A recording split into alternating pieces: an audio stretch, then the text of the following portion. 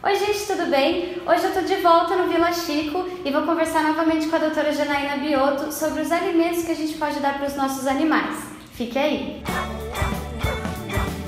Doutora, é o seguinte, uma coisa que vira e mexe me perguntam e que eu também tenho dúvidas é em relação à alimentação dos nossos pets. Eu posso dar qualquer coisa para o meu cachorro, para o meu gato? Como que funciona? Não pode dar qualquer coisa, né? Existe uma série de alimentos que são saudáveis para os seres humanos, mas que para eles não são indicados, podem ser até tóxicos ou podem de repente causar desarranjos ou coisas assim, né?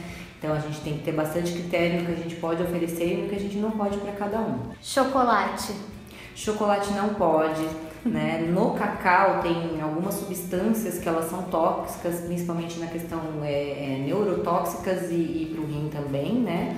Então, quanto mais amargo for o chocolate, tem uma porcentagem maior de cacau, mais tóxico esse chocolate é. Então, a recomendação é que não se dê chocolate de nenhum tipo para os animais. Que engraçado, né? Porque o que a gente ouve é que, pelo menos para o ser humano, o chocolate, quanto mais amargo, faz melhor para a saúde. Para os pets, então, é totalmente contrário. Totalmente contrário. Ele tem menos açúcar, né? Então, pra gente é interessante comer chocolate amargo, né? Tem bastante antioxidantes, né? Substâncias interessantes para o nosso organismo. Mas para o cachorro, quanto mais cacau, mais tóxico.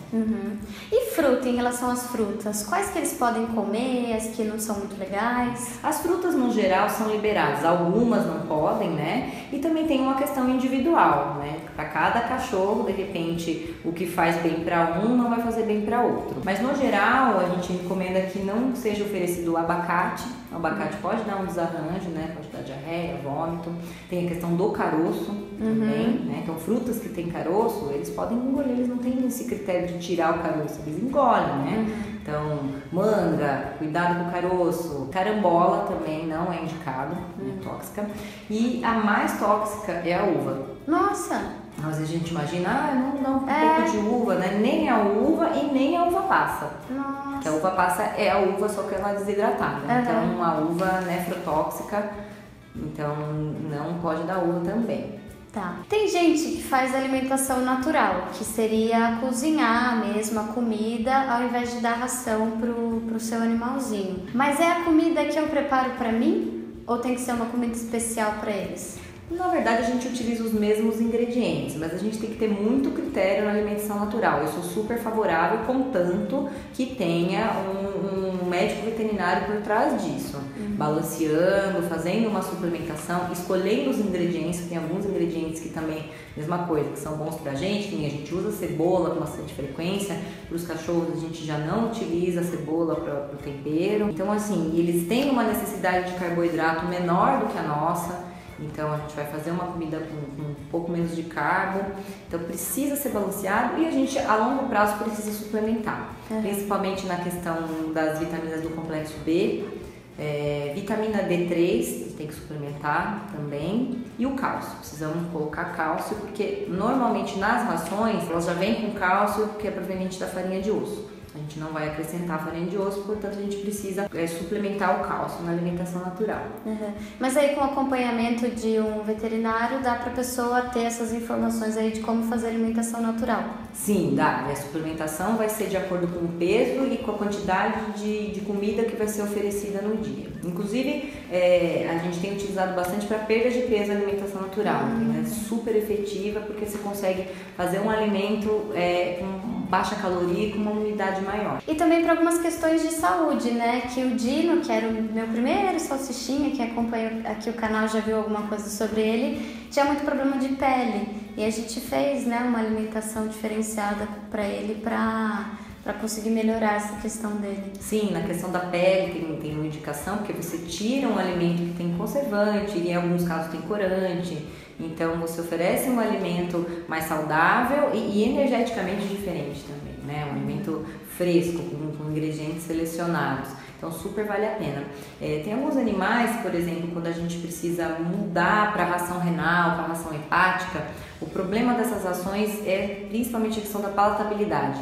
Elas são excelentes na questão de estar balanceada, tem o fósforo reduzido, a proteína reduzida na questão da ração renal, só que é difícil, a maioria das vezes eles acabam não gostando muito, não comendo tanto que deveria. Então, para aqueles animais que se recusam, é bastante interessante a alimentação natural. A gente fazer o tratamento, né, sem ter que usar ração que às vezes eles não aceitam. Bom, eu tenho uma dúvida que talvez o pessoal de casa também tenha, que, por exemplo, os meus cachorros eles são um pouco chatos para comer. Então, se eu coloco só a ração, às vezes eles não comem. Aí você pensa, né, vou colocar um arroz, vou colocar alguma coisinha. Pode fazer essa mistura? Ou tem que ser só ração, só... Não tem uma regra, mas o que acontece? A partir do momento que você pega a ração, ela já está balanceada. Então, ela já tem aquela quantidade certa de carboidrato, proteína, de gordura. A partir do momento que você, por exemplo, acrescenta um arroz, você vai tornar aquele alimento, aquele montante com mais carboidrato. Então, você desbalanceia. Ou você acrescenta carne. Então, um animal saudável, por exemplo, coloquei carne, tudo bem. Mas se você pegar no animal renal, você coloca a carne, você já bomba de proteína naquela refeição. Então, você acaba desbalanceando. Então, o ideal, assim, seria escolher, né? Ou, de repente, fazer uma refeição da ração, a outra da alimentação natural, mas teria que ser de uma forma balanceada também, com critério. Porque simplesmente pegar um resto de comida e só colocar no prato do animal, aí realmente eu não recomendo. Que aí você vai acabar fazendo uma alimentação desbalanceada.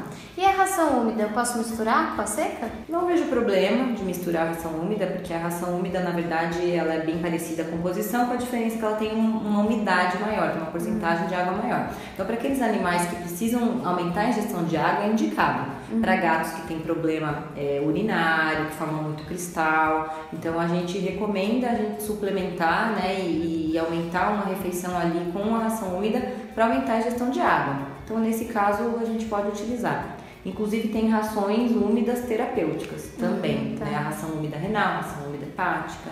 Então, a gente pode fazer dessa forma. Legal. Bom, e já que a gente está falando de alimentação no geral, e aqueles ossinhos que tem em todos os pet shops e que já virou uma coisa na internet, que ninguém pode ver uma foto, alguma coisa que já vai lá, não pode, você vai fazer mal pro seu animal. Como que funciona? Pode ou não pode? Não é assim, não pode dar. É que a gente assim, tem que saber quais são as consequências desses ossos de porco. Então, eu não tenho indicado mais, porque realmente pode acontecer do animal engolir pedaço, é bem comum obstrução intestinal, gastrite. Esses ossos, eles passam por processos químicos, né, para chegar naquela cor, para chegar naquele formato, porque eles são feitos de couro, na verdade, né, não é um osso feito de osso. Então, sobram resíduos, né, e esses resíduos às vezes causam alergias. Então, assim, existem petiscos mais naturais que a gente pode oferecer para os animais. Tem alguns petiscos que têm o formato de ossinho, mas que eles são à base de probiótico.